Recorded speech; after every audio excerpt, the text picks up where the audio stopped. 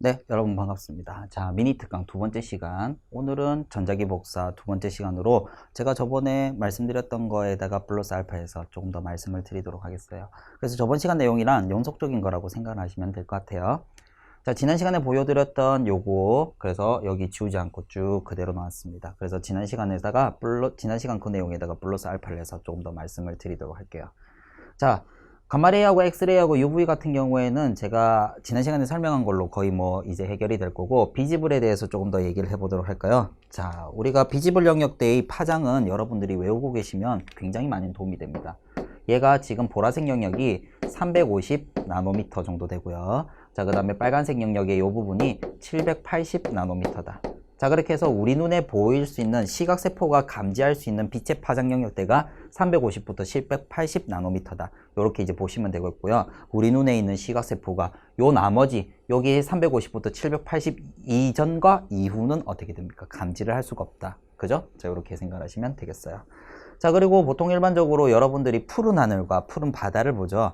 자, 그런 것 같은 경우에는 뭐 때문에 생기냐면 빛의 산란이라는 현상 때문에 생기거든요. 자, 그래서 빛이 이렇게 들어오면 어떤 입자를 만나면 이 입자와 부딪히면 팍 흩어집니다. 자, 얘가 파장이 긴 건 이 입자를 이렇게 지나갈 수가 있어요. 근데 파장이 짧은 건 어떻게 되냐면 얘들이 오다가 이렇게 부딪혀 버립니다. 그러면 팍 튕겨나오면서 빛이 퍼져 버리죠. 자, 어디가 파장이 짧은 부분이죠? 여기가 파장이 짧고요. 이 부분이 파장이 깁니다. 그렇기 때문에 파장이 짧은 부분에 부딪히게 되면 빛이 퍼져나가는 거죠. 그래서 보라색과 파란색 이 부분, 파장이 짧은 부분에서 부딪히게 되면 빛이 팍 퍼지게 돼요. 그죠?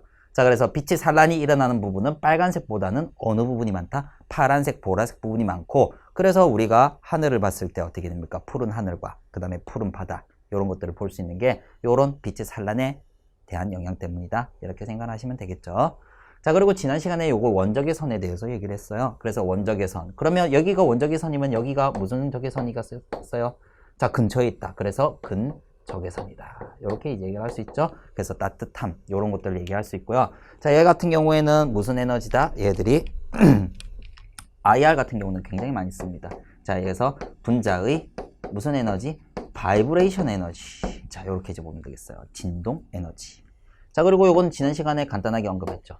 분자의 회전 에너지. 자, 이런 것들 얘기를 할 수가 있고요. 그죠? 자, 그래서 얘들은 분자를 진동시킬 수 있고, 얘는 분자를 회전시킬 수 있고. 그죠? 요렇게 이제 볼 수가 있어요. 자, 요렇게 하고, 그 다음에 몇 가지 또 더 해드릴까요? 자, 얘 같은 경우에는 또 뭐라고 볼 수 있습니까? 얘는 분자의 어떻게 됩니까? 분자의 전자, 전이, 에너지. 전자가 밖으로 튀어나가게 할 수 있는 그런 에너지고요. 그 다음에 엑스레이의 요 에너지 같은 경우에는 어떻게 됩니까? 첫 번째 전자 껍질에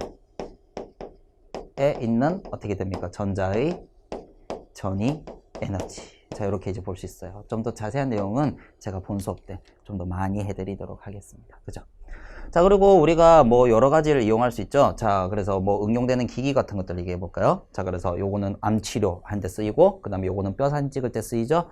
자, 그리고 요 부분에 우리가 요 감마레이와 그 다음에 엑스레이가 겹쳐지는 요 부분에 울트라 엑스레이라는 부분이 있습니다. 엑스레이 치고 굉장히 강한 걸 울트라 엑스레이라고 얘기하거든요. 그래서 이 부분에 의료기기를 이용할 수 있는 게 이게 CT예요. 여러분들 뭐 뼈 사진 찍을 때 들어갔을 때 우리가 CT를 찍죠.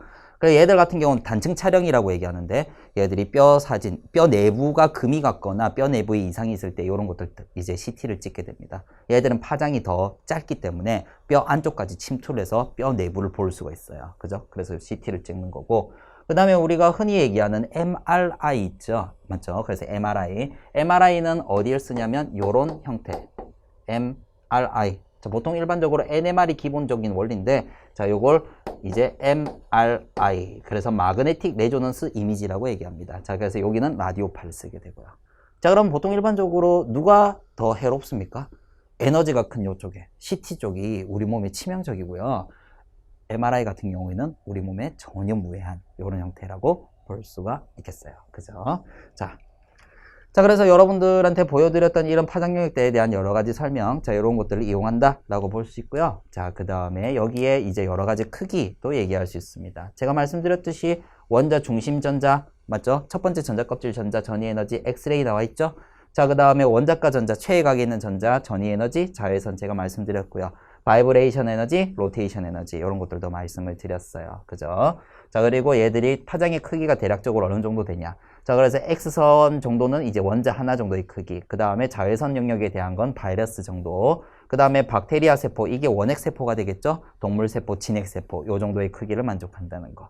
그 다음에 뭐 시리판 이제 두께 또는 시리판 지름 요 정도 되고요. 그 다음에 요거는 개 한 마리의 크기라는 겁니다. 그죠? 대략적으로 1m 정도 된다. 맞죠? 자, 그래서 요런 것들이 라디오파 이렇게 이제 볼 수가 있겠죠. 그죠? 자, 그래서 파장의 크기가 어느 정도 되는지 여기 대해서 한번 보여드렸습니다. 그죠? 자, 다음 시간에는 좀 더 알찬 내용으로 해서 또 미니 특강 준비하도록 할게요. 그죠? 경청해 주셔서 감사합니다.